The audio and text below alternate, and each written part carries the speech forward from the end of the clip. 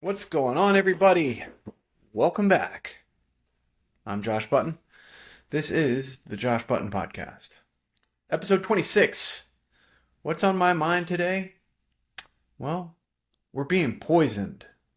That's on my mind. Per usual, I'm not bringing you the brightest news possible, but I am going to bring you about my methods and what I strongly believe are the best bets for avoiding some of the known toxins that we encounter every day. And it's been an ongoing practice, an ongoing learning experience for myself, just how many layers to this there really is. There really are just a plethora of things that are somewhat normal to most people that are absolutely, well, they're devastating for health. And if you want to be a well individual and you want to, flourish, you need to kind of mind what's going into your body in all kinds of forms and fashions. And I do mean many different ways, through our skin, through our foods, through the environment that we create for ourselves in our homes. There are so many different things that I believe we are targeted by. And it doesn't matter if you want to blame Big Pharma, who profits off of our illness and sickness and disease, or if potentially there is a enemy amongst us who is, well, trying to kill us, that's poisoning us, that's marketing things to us that they know have devastating health effects. I've screamed at the top of my lungs from the mountaintop for a long, long time that it's very important we monitor what goes into our bodies. Not just what we eat, but, what we consume on all kinds of different levels, whether it be what we're listening to, what we're watching. The television, I 100% believe, is mind control device, and that nothing comes across that feed, nothing comes across that tube without an intended negative effect. And I do mean negative because even if it's just entertaining you and robbing you of your time, that is negative. Life is short, ladies and gentlemen. Life is so short, and distractions are aplenty. But lost in the mix here, especially in my lifetime, are all the different ways, well, we've been targeted. And it's clear, it's abundantly clear, if you pay attention just a little bit, that we have been targeted. If for nothing else but to be unhealthy so that we can create profits and so that we are easily manipulated and controlled. Think about the changes in the dietary guidelines in our lifetimes and all of the things that have been introduced to us as normal food and introduced to our diet as something that's actually not only acceptable but promoted. Poisons, absolute poisons. We went from natural healthy fats, which were commonplace in your grandmother's kitchen, lard, butter, healthy fats, things that we cooked with, that were replaced with polyunsaturated fatty acids, PUFAs. They are absolute toxic. And we're heating these things, we're cooking with them, we're introducing them to our bodies, and our body is absolutely going haywire because of it. Look at wheat. Wheat is not what it was 100 years ago.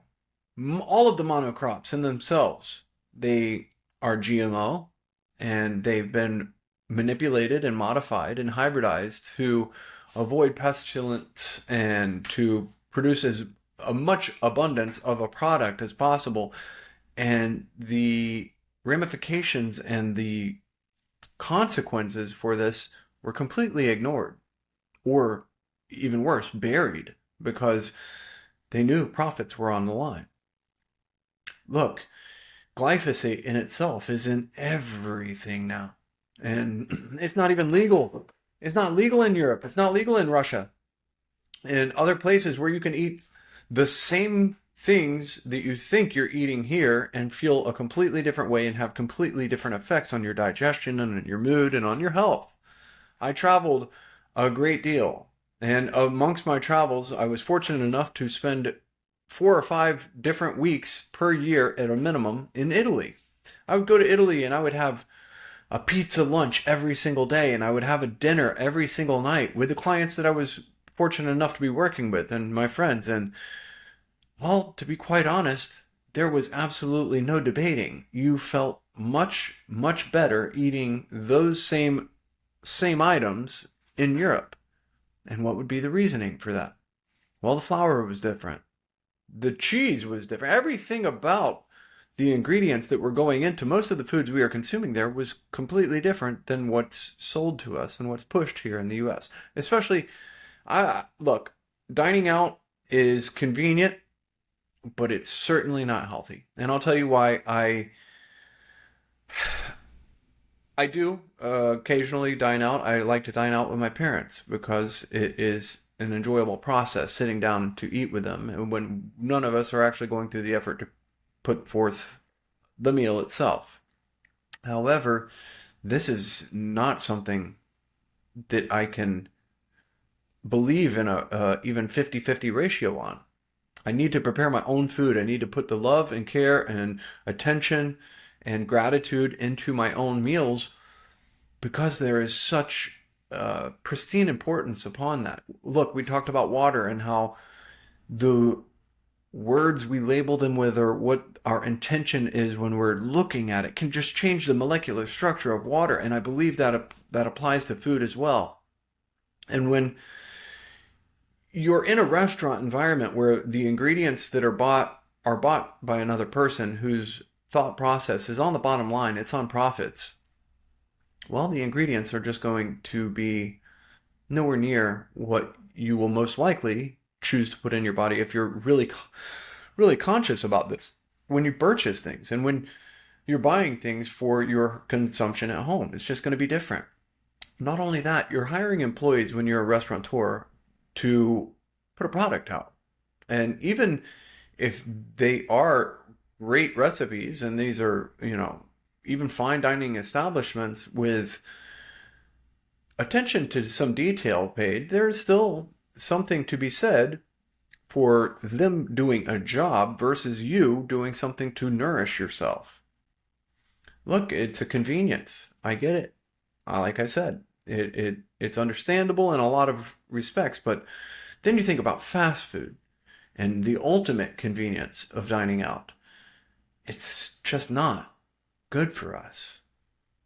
Not only because of, well, the low wages that are being paid to a lot of these places and the people that are there just pushing slop out the windows or over the counter for your consumption. There is no love and gratitude put into those things that we are putting into our body that we are trying to use for fuel. And it's like the equivalent of going to a gas station and putting diesel into a regular car or vice versa. If you're not fueling yourself properly, you're not digesting properly, well, your moods are going to be inhibited. The actions that we take every day, they will be off. They will just not be as proficient as we should be. Love and gratitude put into every meal. And what meals? I think about this all the time. Like, what I used to think was a normal meal is completely off the menu for myself now. I go gluten-free, but not because I'm extremely scared of the gluten. I don't think it's the gluten. I think most of our wheat has glyphosate in it. And it wrecked my digestive processes for a while.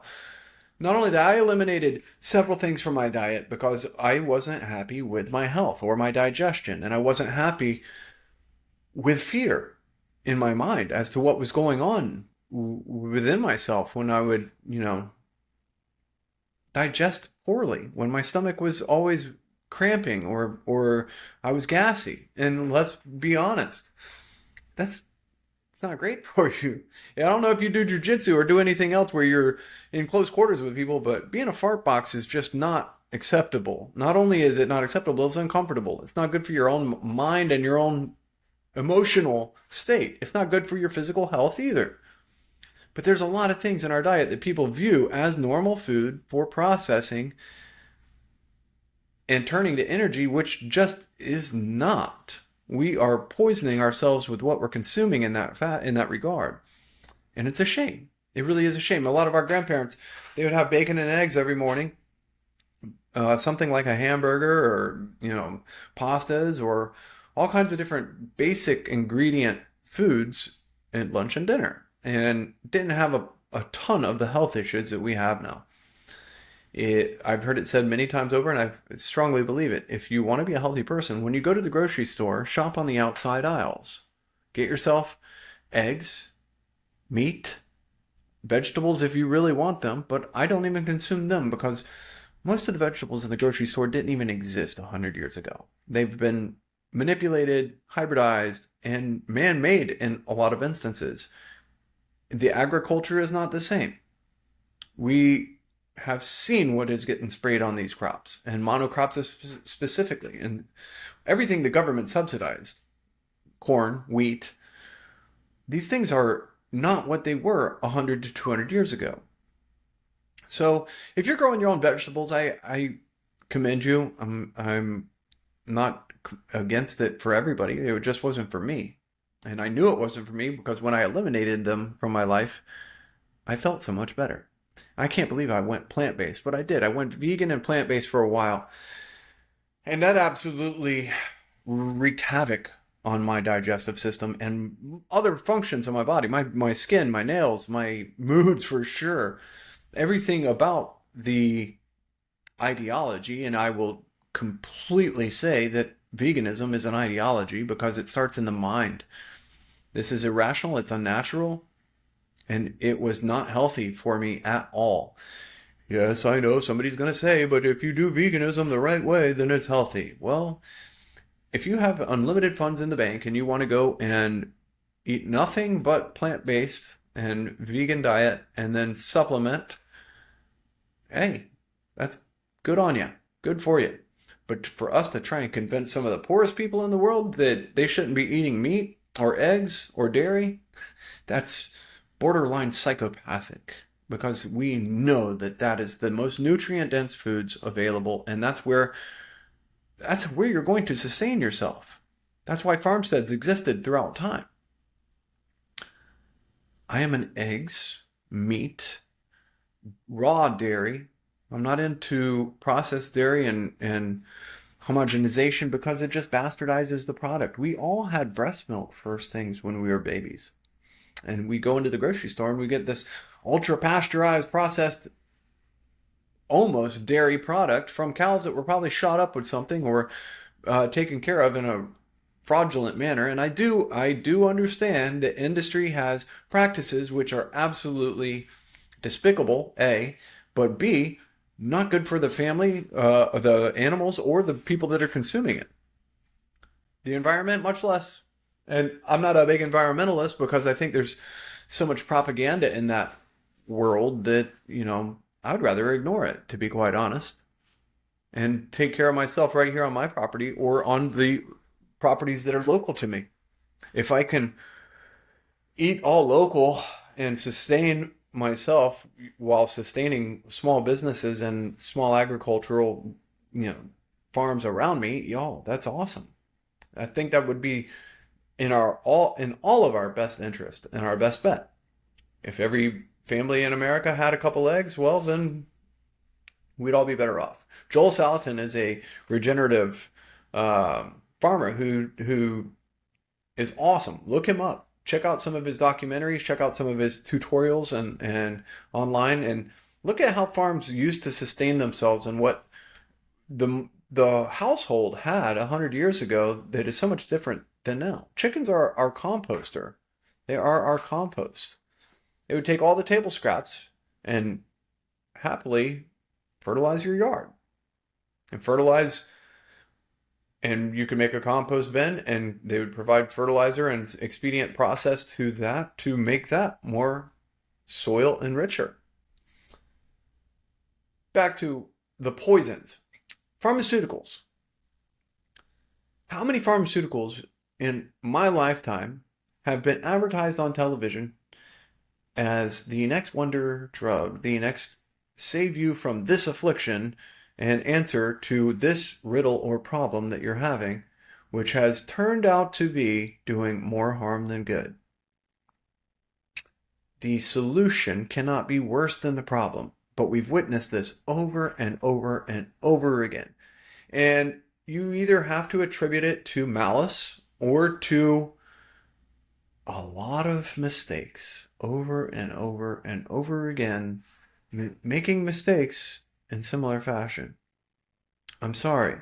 I'm not irrational enough to believe that these are all coincidences and all accidents. We are being targeted for elimination. We are being targeted for profits, for big P pharma, pharmaceuticals.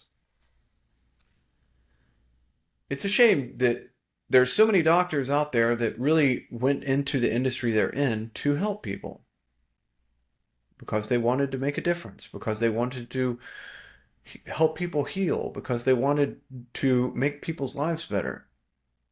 And it's also a shame how many doctors openly discuss how broken the model is and how healthcare is really not healthcare. It's unfortunate because we make people dependent upon poisons, things that make them worse, things that give them other issues to deal with. And we're layering things upon problems that would have probably and could have probably have been resolved in another way organically without them, without the petroleum-based pharmaceuticals. In my opinion, it's witchcraft. In my opinion, it is nothing more than pharmakeia, witchcraft. And I'm sure there's been some drugs that have saved people's lives in the short term. Everybody likes to talk about, what is it? I guess there's a plethora of things that we were made to believe were in the short run saving somebody from infections. Myself, I've had times when I took things that most definitely shortened what I was going through and what I was dealing with. Antibiotics is one of them. However, what other processes are there that we are purposely being driven away from or are being hidden from us? Placebo effect is very real. We all know this, but we don't talk about it. Our doctors don't talk about it. Why aren't we giving out sugar pills for a lot of things just so that people think there's something that's going into their body that will make them better? In a lot of cases, we'd be better off doing that. Now, the big C, cancer. It's one of those taboo subjects because so many people have gone through it. People close to me have gone through cancer and cancer treatments and have come out the other side swearing that their lives were saved. And they may very well have been. I'm not disputing it. However, I am disputing the remedies that are used for this because I do not believe you kill something to provide life to something. The research is so deep on cancer in itself that if you look upon the fringe, there are different ideas and philosophies as to what's going on. But one that has triggered a lot of reading for me and made me think about, and for some reason side with personally, is parasites. Parasites. And some of the studies that have been done and the research that has been done showing that parasite cleanses / treatment has had effects that would mimic getting rid of cancer or have gotten rid of cancer. Why is that not discussed more mainstream? Why isn't it studied more mainstream? I think it's sheer profit, personally. What if cures already exist for most of these issues that we're aware of, and they're being hidden from us for profits by the people that make the profits and know what the real cures are? What about the Rife machine? This is a really interesting one because we know that there's dangers of EMF and sound radiation and radiation poisoning and electromagnetic frequencies that we deal with every day between our phones and Wi-Fi and all of these other things. But what about healing frequencies? Why don't we know more about that? Why don't we study that more? Why have things like the Rife machine been buried and scrutinized in the mainstream? I dare say it's because some of these things which are not to be profited off of or cannot be profited off of heal. And they make people better. They get rid of afflictions that we're spending good money every single day on, especially in this country, to pharmaceuticals. Household products. It's another one. These air fresheners and these deodorants and things that we put on our body and mouthwashes. There's so much information available that disputes A, the need for them, and that there are most likely other methods to taking care of issues that we have, hygienically speaking, personally, than these products. And the forever chemicals in some of our household products, the endocrine disruptors. If you go step by step by step by step, all the toxins that we are encountering every day, and you look into each and every category, not only are you going to have a plethora of information and be busy for quite a long time, but you are going to come to the conclusion that we're being poisoned, that we're being targeted. So, other things that you can do. What do you eat when our food system is so broken? Fortunately, I did go through that plant-based time in my life, and I realized how devastating it was to my health. Unfortunately, I found the alternatives that really worked well for me. And it was actually returning to what our ancestors ate themselves. A lot of meat, eggs, raw dairy, fermented foods, raw local honey.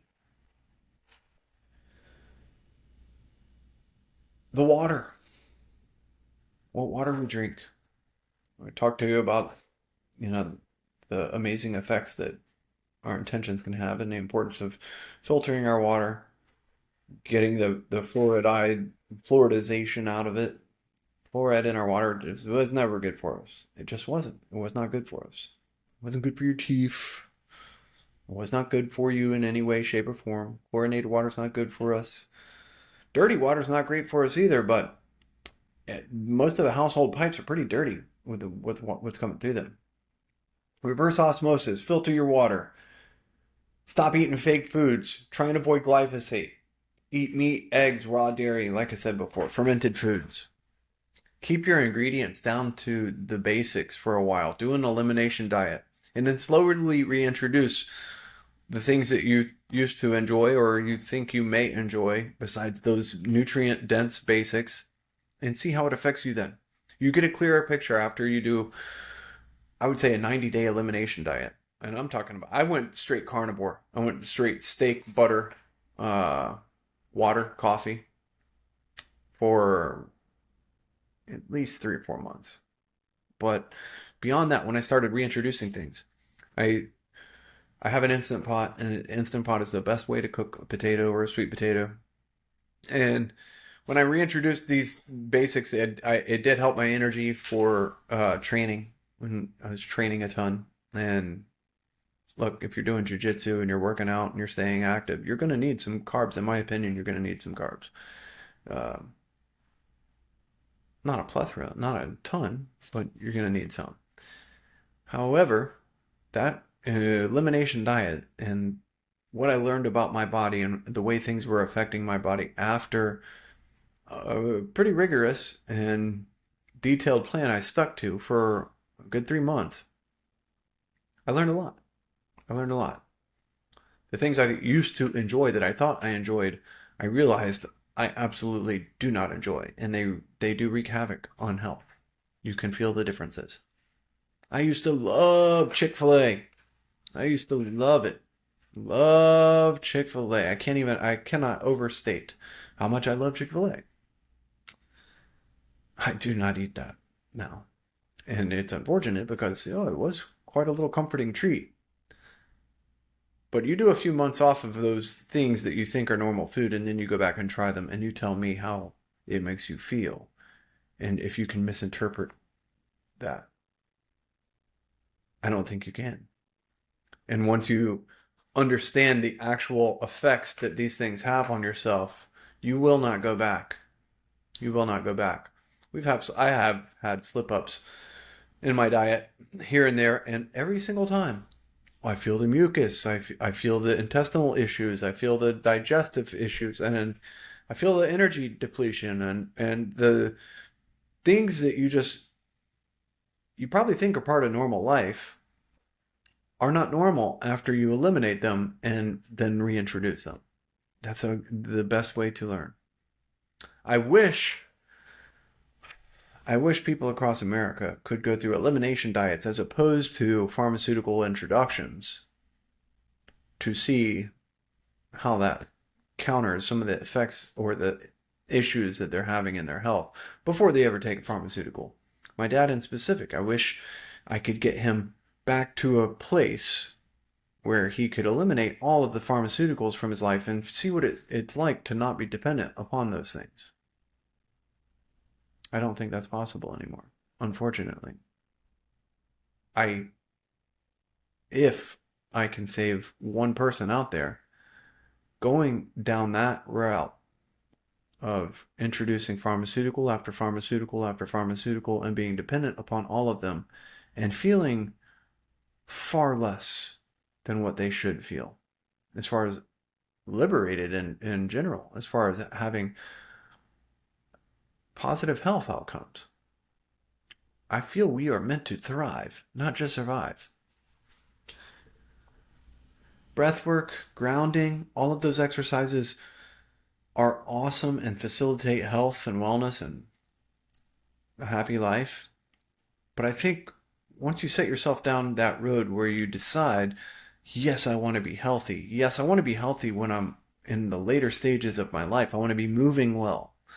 I do not want to be dependent upon pharmaceuticals. I want to be happy and feel good.